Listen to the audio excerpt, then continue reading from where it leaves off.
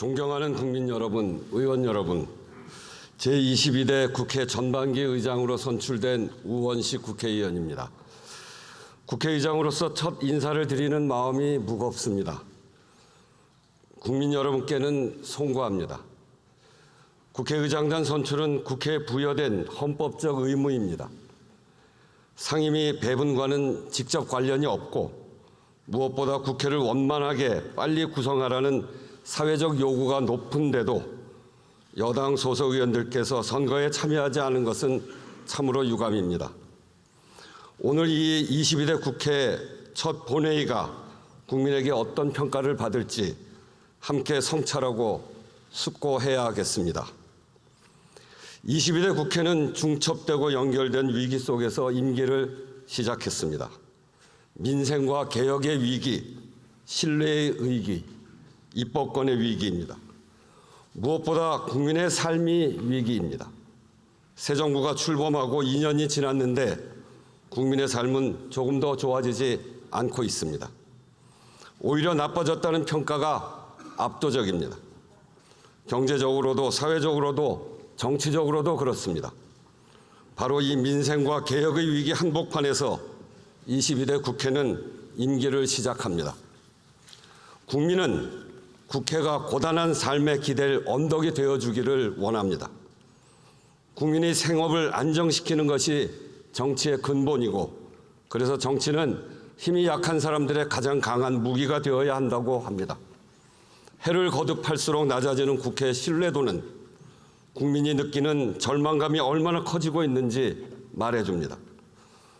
국회가, 정치가 내 삶의 문제를 해결해 주지 못한다는 체념과 절망, 이것이 22대 국회가 넘어야 할 신뢰의 위기입니다.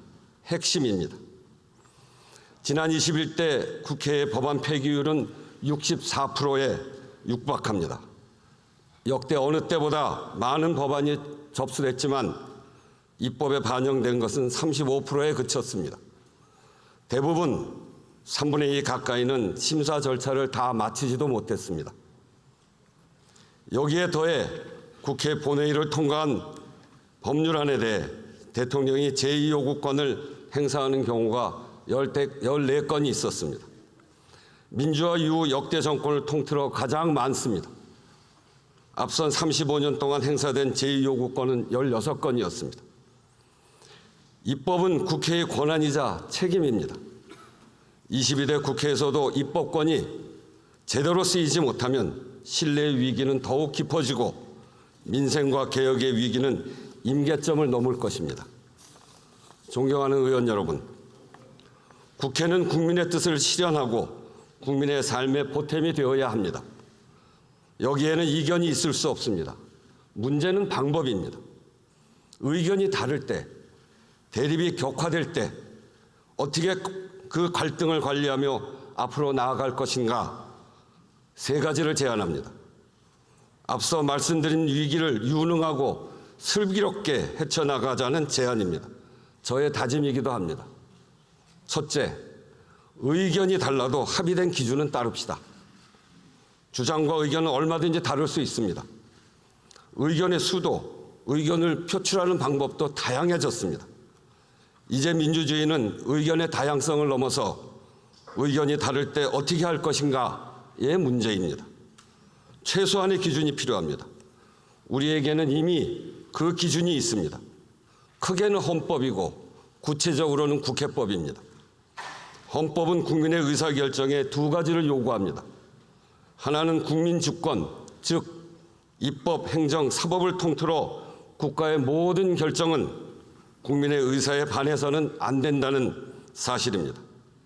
또 하나는 국회의 권한은 여야 관계가 아니라 행정부와의 관계에서 나온다는 사실입니다.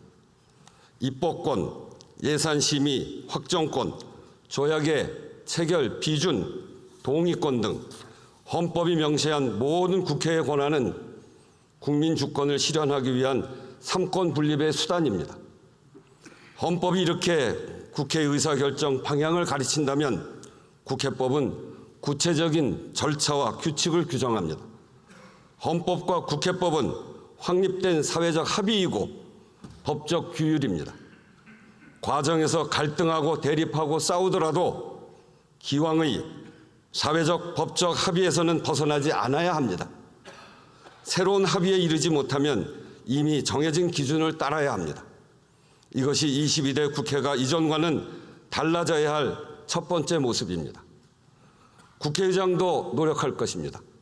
민주주의는 토론할 권리와 승복할 의무라고 합니다. 저는 국회의장으로서 의원 여러분의 충분한 대화와 토론을 지원할 것입니다. 소수 의견이라도 소외되지 않게 할 것입니다. 동시에 결정할 때 결정하고 이견이 있더라도 정해진 기준과 결론에는 승복하는 자세를 요청하겠습니다. 국회 의사결정은 물론 행정부와의 관계에서도 이 원칙을 분명하고 단호하게 지키겠습니다. 둘째, 의정활동의 현장성을 높입시다. 국회는 국민의 뜻을 실현하는 장이고 국정의 민의를 반영하는 통로입니다. 국민의 목소리를 잘 들으려면 현장에 밀착해야 합니다. 동네 골목과 시장